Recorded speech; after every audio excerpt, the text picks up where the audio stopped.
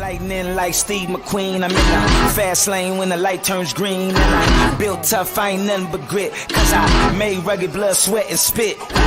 Yeah, like a horse I fly. Better push yourself in for a bumpy ride. I like to play hard, but I work harder. And I weather the storm cause I'm built stronger.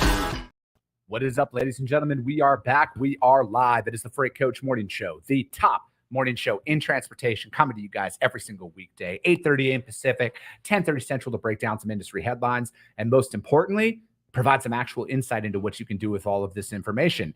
If this is your first time tuning in, welcome. This is the real side of freight, ladies and gentlemen. And what do I mean by that? I mean, I only speak to transportation professionals on this show, as well as my twice-a-week long-form podcast, you guys, because I want to put the right information out there from the people who have done what you're looking to do or who are currently doing what you're trying to achieve, so you can apply this information to your business and utilize it and see a meaningful difference in your life and everything. It's also one of the many, many reasons why I proudly fly this American flag behind me every single day. A, we're the greatest nation on earth, but B, I'm living my American dream, and I want to help each and every one of you live yours as well. Got a solo show today. I know we started a little bit later than we normally do. It's only like 2 minutes because I got freight moving. I got a customer who's coming to me with a hot request, and we're here to accommodate all of those things, you guys. And again, like I'm in the day-to-day, right? Like I'm building up my book of business and my brokerage and everything. And I'm going through all of these things. And I'm going to continue to bring you guys the reality of what we're facing and to provide those solutions that all of our customers need from us, right? Like that's why they work with us at the end of the day, is to provide those solutions and everything. But before I go any further, I got to give a shout out to my friends over at VHub. You guys, vhubapp.com. Whether you're a broker, carrier, or a shipper, we all need access to trailers at some point in time. And you know what's the best part? You get paid to move these things. Yeah, that's on top of the revenue that you can get by loading these trailers out. So what they are working on, you guys, right now is they got Staunton, Wisconsin, heading over to Milton, Ontario. There is about 94 trailers over there, and it's paying $525 US.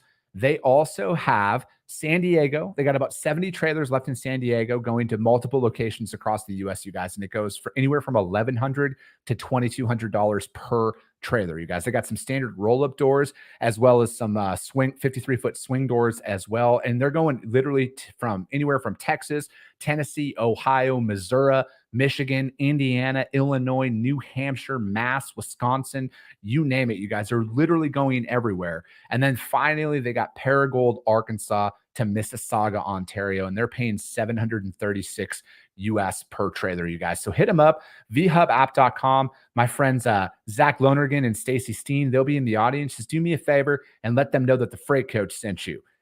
All right, you guys. And yeah, it is also, it's one of those things like when you're creating drop trailer capacity, that's like, it goes so much further than a rate per mile, right? Because like that's what so many people sell on, is they're like, oh, I can provide you a price.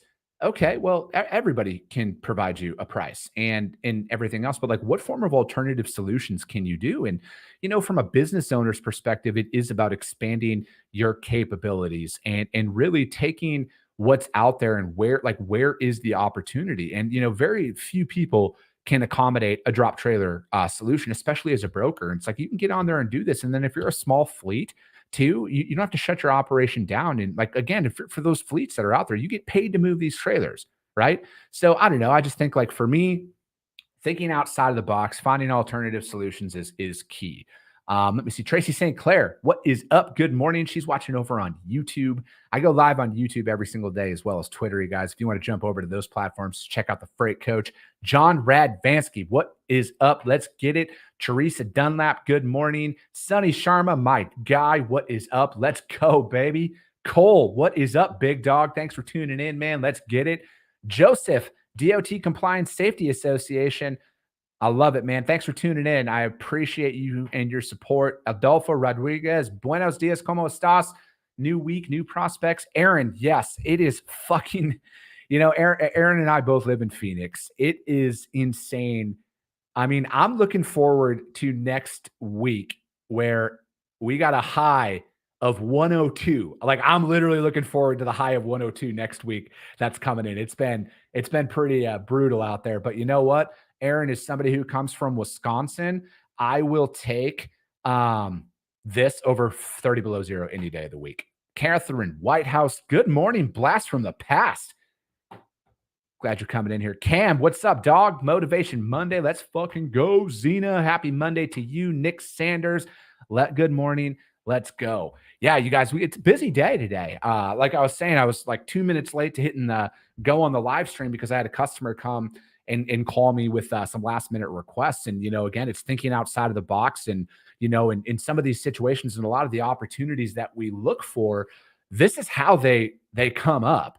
Right. And, this is one of my longer term customers that we've been working with here since we started Freight Coach Logistics, which, again, we're an agent through SPI. And we've been working with these guys for a while, and, they got some last minute requests that come up. And, again, it's treating every situation, every shipment as the same.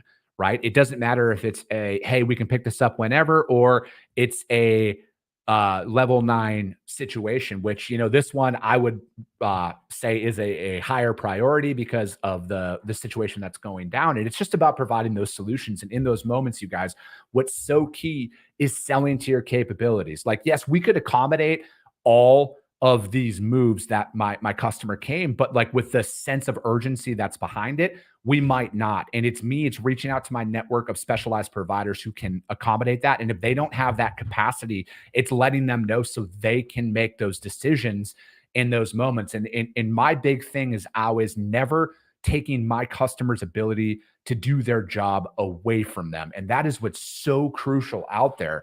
You guys, when you're building up a book of business, that's the biggest thing is if you can't do something, there's almost more value in that than saying that you can and then dropping the fucking ball on it, right? Communication's everything in all of these moments, you guys. But again, like for me, it's just more about doing what you're good at and holding firm in those moments. And then most importantly, the best move for you is to let your customers know what you can and cannot do so they can find alternative arrangements in those moments. And because like I never want to be in a position where I'm like holding anybody back. And, and it's key to building up a relationship, right? It's key to building those up and giving them all those solutions that is out there. Let me see here. Nathan Granada, what is up, my dude? Good to see you again. Good fucking morning. He's got that flag in his comment, just like I got that flag behind me every single day. Catherine D watching over on YouTube. Good morning. Dylan Turner, let's go, man. Good morning to you. I appreciate your time as well, dude. But yeah, you guys, breaking news that kind of came across here late last night. And let me see here. It was it's the big thing in the news that has been going on and kind of taken stuff over the last couple of days. And that's with a strike that was averted at Yellow. And, again, I don't know. I don't have the exact episode on there. But I want to say that on one of the articles that I was breaking down, I did call this. I said like it was going to be a last minute strike aversion. My gut is telling me this. And again, I don't have any substantial proof or insider information. I just think that at this point, Yellow is going to be sold probably for a lot less than what they could have gotten. And, a lot of it is it's a pretty, it's a shitty situation for the frontline workers who are going to be affected by this. But this article, you guys, that we're going to break down is from ttnews.com, and that they Teamsters halt the Yellow strike plan after benefits extended. An agreement between the Teamsters and Central States Funds averts for now a strike that could have begun as soon as today. For Yellow Corp. The union announced yesterday that a deal had been struck in which Central States is reversing its decision from July 17th, and it will continue to provide healthcare benefits to the unionized drivers and their families. And this day gives Yellow 30 days to reimburse the Health and Welfare Fund, the union says, with the understanding that the money will be repaid within the next 2 weeks. On July 17th, Central States Pension Funds Board of Trustees voted to cease pension accruals from Yellow employees and suspend healthcare benefits. Let me see here from this parent companies, as well as 2 additional Yellow companies, which is Holland and YRC Freight, saying that Yellow had failed to meet its financial obligations. And Yellow officials had no comment. Our members at YRC and Holland cannot work without. Oh, sorry, my computer just glitched, cannot work without healthcare. And the Teamsters worked tirelessly to ensure immediate strike at Yellow could be averted. The International Brotherhood President Sean O'Brien, these decisions were not an easy, but Central States has made meaningful movement under pressure from the union. We are seeking a real resolution, but let this solution today serve as a profound reminder that our members can only endure so many sacrifices. Teamsters at Yellow simply work too hard and have already given too much. And, Yellow, again, this is one of those situations, you guys, where I don't think, I think both are always at fault, right? And it's always key for leadership in these moments to really hold the line and also be accountable, right? Because again, the executives at Yellow were never going to be without money. The executives and the frontline leaders at the Teamsters, they're always going to get their money, but that's that potential gap of payments and benefits that really affects the frontline workers a lot. And that's my big thing. Those are the individuals that are affected by this because most people are paycheck to paycheck right now. In most markets, even in a good economy, most people are paycheck to paycheck. And then especially right now, where with inflation, the average U.S. citizen is spending about $10,000 more annually minimum with inflation. So any halt in stuff and in money is crippling to a lot of people right now. And I don't like how either side is holding that out there because, again, it's the frontline workers that are going to be affected by this. And that's what I hate to see the most. So I think that in all reality, what needs to happen is all of these parties that are involved in this need to come to a resolution. I personally think that Yellow's going to sell. They're going to be purchased. It's going to be done here by the end of the year. I would say, it's going to be sooner than later that they're going to be bought up. And again, this is just my perspective, you guys. I don't read a lot of these articles before I break them down. I'm giving you guys my honest real-time feedback on a lot of this. And what I see is the writing on the walls for Yellow. They financially do not have the money to stay in business anymore. The Teamsters are not going to relent on anything. They're going to come to some sort of resolution here, kind of like what happened with the port workers and the rail strike and everything. All of that got averted. Like I said, it might come down to Big Daddy Biden stepping in because, we all know the line in the sand politically on who supports unions and who doesn't. So that's my guess is that somebody in DC is going to step in and they're going to put out a runway. Yellow will be acquired at some point. Maybe within the next 12 months, but I would say it's probably going to be sooner than later. There'll be a financial thing to keep them in business because, again, as a business owner, if you're looking to grow and expand, again, there's some very big names out there who have said, we're not slowing down on our M&A activity. We are going to look for this. And this is one of those solutions where it's cheaper to buy the existing infrastructure that's in place of a company like Yellow than it would be to build it out slowly through multiple acquisitions. And again, capital's out there still. You can still get funding if you want. So I think that this is going to be one of those situations where it's going to happen. And then especially with this last minute strike aversion, I think that that's probably why the Teamsters and Central States agreed to this, is that there's probably some back channel conversations that they're privy to where, hey, this is what we're going to do. And that's just my gut, my assumption. I don't fucking know anything. This is just a guy in a yellow or an orange polo in a backwards hat spitting out his opinion on this shit. Because that's just what I think is going to happen. Let me see here. Yeah, and it just goes on to talk about what, the rest of it. It's a good article. And again, you guys stay on top of this, right? Because one of the topics that I wanted to talk about today was selling through a turbulent time. And, I know that, this article direct, which I'll put the links to this and all the other articles up on the YouTube channel, as well as with the Coffee with the Freight Coach audio only replay on iTunes and Spotify. But again, you guys, selling through a turbulent time. And this is a turbulent time for a couple of companies. And how do you navigate through this stuff? And again, a lot of the proactive shippers have seen the writing on the wall here for the last couple of weeks with UPS and Yellow. So their volume has already been taken away, right? I don't see any shipper who pulled the freight from Yellow or its subsidiaries here over the last couple of weeks, going back to Yellow anytime soon. Especially with this news that broke that they avoided a strike. I would be shocked actually, without some long-term solidified plan that, hey, we're not going to go on strike here in 30 more days or 60 more days.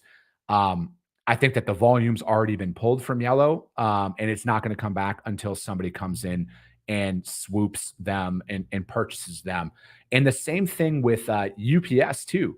I would say that is another situation where, and this is another article, you guys, it's from ttnews.com, is a UPS strike may curb progress on inflation and supply chains. And again, so before it's selling through a lot of this stuff, because I don't think anybody's ever been in a situation, at least in modern times, I'm not saying that this hasn't happened, where two mega providers, and Yellow's fucking big and UPS is pretty fucking big too, right?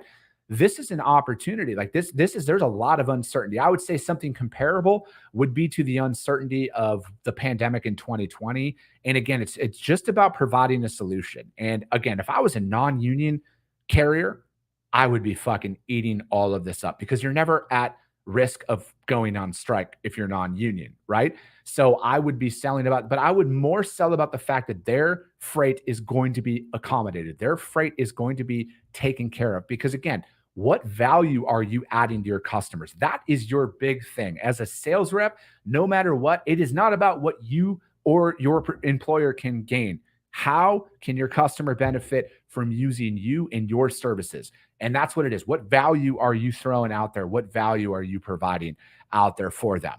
So, I mean, that's just got to be on top of your mind at all times, you guys, no matter what, right? Because, and then this, I would also highly recommend this.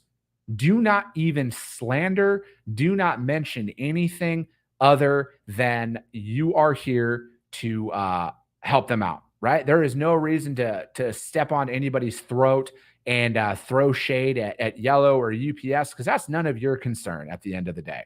That is none of your concern at all.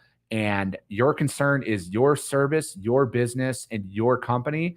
And whatever else is going on, somebody else has nothing to do with you. So be very aware of that. This isn't a time to like shit on anybody, right? April Maroney, what's up? Good morning. I appreciate you. Joe Ritchie says, I was reading shippers are pulling freight from Yellow with concerns freight will be held hostage due to bankruptcy. And that's very true, man. But again, if you're competing against that, you only need to talk about what you can do in those situations. I don't think that there's any need to throw anybody under the bus in this situation. This next article, which I think would be a hell of a lot bigger of an effect on anything than not with UPS, is by 340,000 unionized workers threatens to unravel progress, talking about inflation and supply chain disruptions.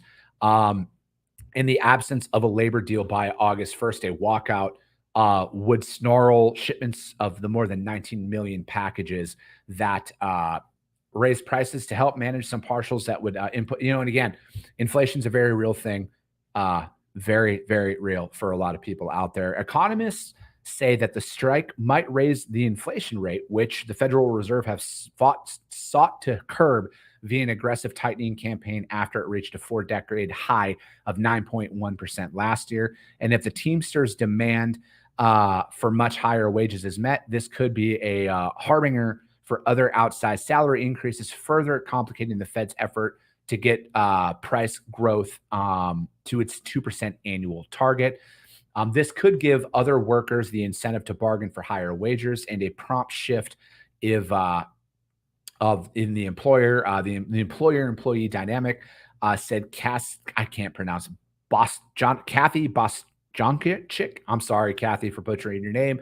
Chief economist at Nationwide Mutual Insurance. Spiking wages could prompt consumer product companies to lift prices that were out there. On its own, a walkout could add up to a 0.2% of the annual inflation rate, said Greg Villar, chief U.S. policy strategist for asset management AGF investments. The measure fell to 3% in June. UPS workers are seeking relief from the pandemic surge in price growth. The current labor contract locked in is from 2018 to 2023. And UPS Teamsters also seek monetary recognition for serving during the pandemic as essential workers. And we're going to get the best contract, says Sean O'Brien. If you're listening to this, come on my show. I won't, as much of an anti-union stance that I take, I am a very much pro people getting fucking paid and getting their money and everything, in not having these frontline workers get affected by this. So if Sean O'Brien or anybody from the Teamsters, this is an open invitation to come on my show and talk to me directly. I'll have questions. And it's more about just having a general conversation. I'm not going to shit on you guys. I'm not looking for an aha or a gotcha moment or anything like that. I just want to talk. I want to fucking talk and learn more about all of this stuff, because frankly, my opinion is it does not look good at this point. You guys, like, this is a very bad look as an organization nationwide. All right. That's all I'm saying from my perspective. So I think that it would be great if the Teamsters would come on. I'll meet with you prior. We can go over and talk over some stuff. I'm not going to slander anybody. I just want to have an open conversation. That's all I want to have. It's an open invitation. You guys can come on any fucking time you want. So that, they're talking about the talks to renew a 5-year contract, which will resume tomorrow, actually. And he had said that the part-time wages need to start at more than $20 an hour. Currently, 100,000 workers employed on this basis make less than that. Neither side has made their offers public, but the union reportedly said the difference is as much as $6 to $7 an hour. Workers at UPS aren't the only ones demanding more pay. Companies across every industries, and again, this is like it's just a recurring union, because there's multiple strikes and pending strikes that are out there with unions, railroads, airlines, automakers, Hollywood movie makers, which fuck whatever, faced hefty wage increases as unions are seeking to recover buying power. In Canada, and that's another one too, you guys, that's not being talked about, is a strike by the British Columbia dock workers. That is another big one that's going on. And then the supply chain impact from a potential UPS strike is harder to estimate, and the damage will depend on how long it lasts. Shippers have more alternatives for sending packages than they did back in 1997, which was the last UPS strike. And then at that time, the parcel industry moved about 16 million packages a day, and UPS accounted for 70% of that volume. About 80% of the packages were sent by businesses to other businesses. And let me see. Last year, it handled about 75 million packages daily at UPS, and UPS shipped 28% of those, excuse me. In case of a strike, shippers with brick and mortar stores may encourage shoppers to pick up items instead of having them delivered. Companies likely will have already increased inventory of key parts. And that's what I would say too. If you're a shipper right now, there's a lot of uncertainty that could be possibly coming your way with this. And this is another really good article, because again, if you're a competitor of UPS in any way, shape, or form, whether it's a parcel, whether it's LTL, whatever, read this article, you guys, from TT News. UPS strike may curb progress on inflation and supply chains, because again, there is a massive opportunity for you to come in here and help ease your customers during these times, because that's what it's all about, is find a solution for your customers. And it's, this can literally, and April Maroney brings up a really good point here. If it's never good to trash someone else, if this could happen to the big dogs, it can happen to anyone. And that's a fact. You do not ever want to be in that position, right? You sell on the solution. There is a problem here, but there is also a massive solution that you and your company could provide. This is how a lot of large companies come and build themselves up through turbulent and challenging times, whether it's an overall economic challenging time, or there's companies that are shuffling capacity and everything else. You guys, that's your job as a broker, as a business, as a service provider, is find a solution for your customers. You don't need to talk about the problem. The problem is very well fucking publicized at this point. Most proactive shippers started pulling volume weeks ago. weeks ago at this point. So this stuff didn't happen. But again, there's no need to do anything other than sell on the solution that's out there. Joe Ritchie said, let's all find a way to have a good, safe workplace that's profitable. Robert Peterson, what's up, dude? Says April, plus it makes you look bad. Amen to that. It does make you look bad if you're trashing on your competitors. Teresa Dunlap said, from the international viewpoint, that size of a strike will cause inflation if wages go up because UPS is going to raise service prices and further the hardship. Yep. That's what also comes along with this stuff, you guys, is, there's some very big effects out here. This is why I love the owner operators and the small fleets and how that controls 97% of our industry and the domestic full truckload side from that perspective, is because this does not allow one provider to become too big where it controls too much of the overall market. There's a lot of economic effects that come along with this, you guys. So, again, pay attention to a lot of this stuff because there is a ton of opportunity that is coming your way. If you are smart about it and you take April's advice and you don't trash anybody, you just go in and sell on the solution because that's all you need to do. And, Teresa says, I don't want to see anybody go out of business unless you're a turd. Yeah, unless you're a shitbag, April. I'm just kidding. And then Robert Peterson says, Teresa, of course they will, because it's always the customer's responsibility to pay your mistake. Yeah, gotta love it. Yeah. Josh Hempstead, good morning to you. Dude, this fucking show flew by today. We're already at the top of the hour. I know I went, 2 minutes late today. But yeah, you guys, I think at the end of the day, my best unsolicited advice, which, maybe solicited from a couple of you viewers, because you guys are fucking phenomenal and you guys keep coming back every single day and listening to this show and everything. And your guys' support is very much appreciated and noticed. But you guys, at the end of the day, there's an opportunity. There's a solution for that opportunity. We all know what's going on. You don't need to kick anybody while they're down. Think about all of those frontline workers, most importantly, because those are the ones, like I kind of kicked off the show, those are the ones that are affected by this the most, is the frontline workers, you guys. They're the ones who are affected, that are going to possibly go, that are living paycheck to paycheck, that are dealing with the $10,000+ a year in increased prices that we are all facing, that they can't afford to have a stop payment or a stop of benefits or anything else. So think about that if you want to shit on anybody else who's going through this situation right now, because they don't deserve it. They put their trust in others to find it. And clearly the leadership of both sides, in my opinion, have failed. They have failed the frontline workers in this situation, because nobody should ever go without pay or benefits, especially when they're showing up and busting their ass every single day. But that is going to be it for today, you guys. We'll be back tomorrow, 8:30 a.m. Pacific, 10:30 Central, the Freight Coach Morning Show. We are the top show in transportation, you guys. Again, all the links to the articles will be up on the YouTube channel as well, the audio only replay. As always, you guys, I appreciate you all so much. I cannot stress that enough how much I appreciate all of your guys' support for helping my dreams continue to come true. But that is going to be it. We'll be back tomorrow. I appreciate you guys. I love you guys, and we will be talking to you soon.